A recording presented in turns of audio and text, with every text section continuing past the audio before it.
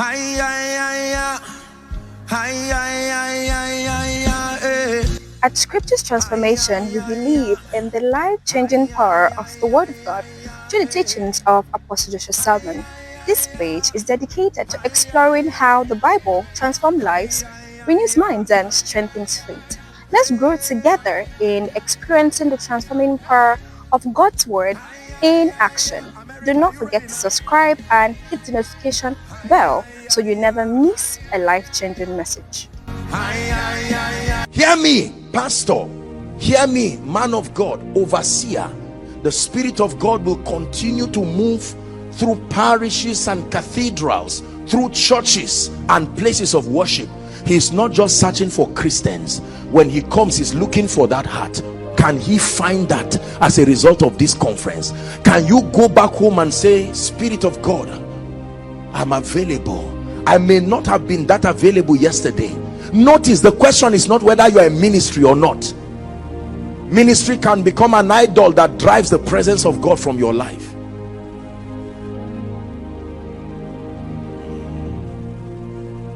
Is God speaking to us? Presence of God. You can fake power, but you cannot fake the reality of his presence. No, there is a signature that he signs by himself when you truly encounter him, and he will deposit something upon your life that you can take to the nations and they will be blessed. We must get tired of preaching, and once we are done, people in 5 minutes after our preaching, people cannot remember what we said again because there was no presence.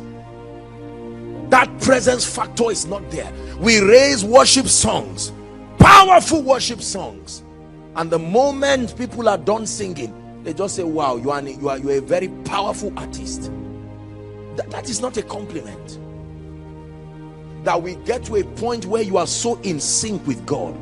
Someone is sitting in the congregation with cancer, and you lift up your voice, one shout of hallelujah from your secret place to his body, ejecting everything that does not look like the counsel of God. That you preach a message and for 2 years that message has not left the person. It may even be a scripture. Have you had times when a line of a message or a point has stuck to your heart for weeks? Have you had times when you read only one verse, that's your devotional for many days?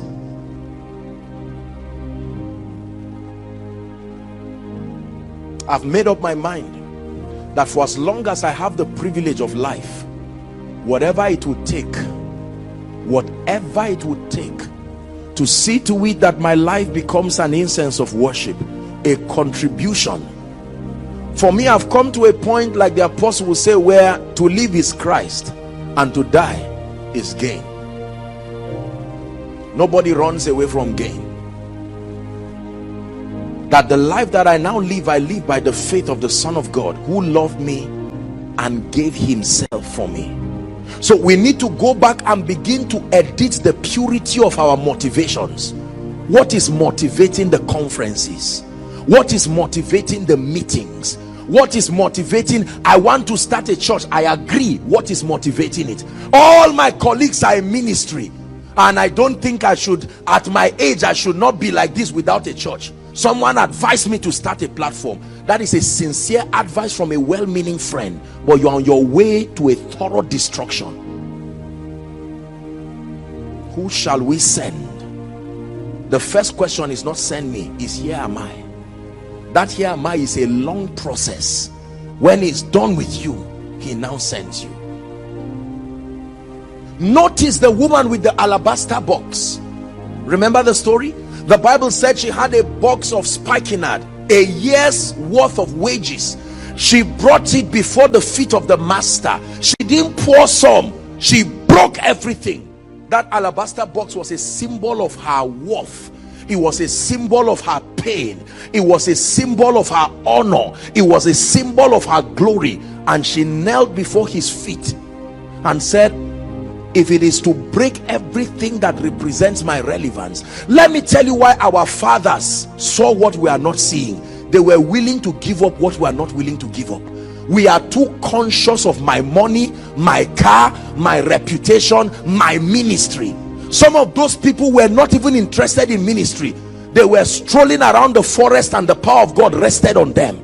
They were not interested in fame.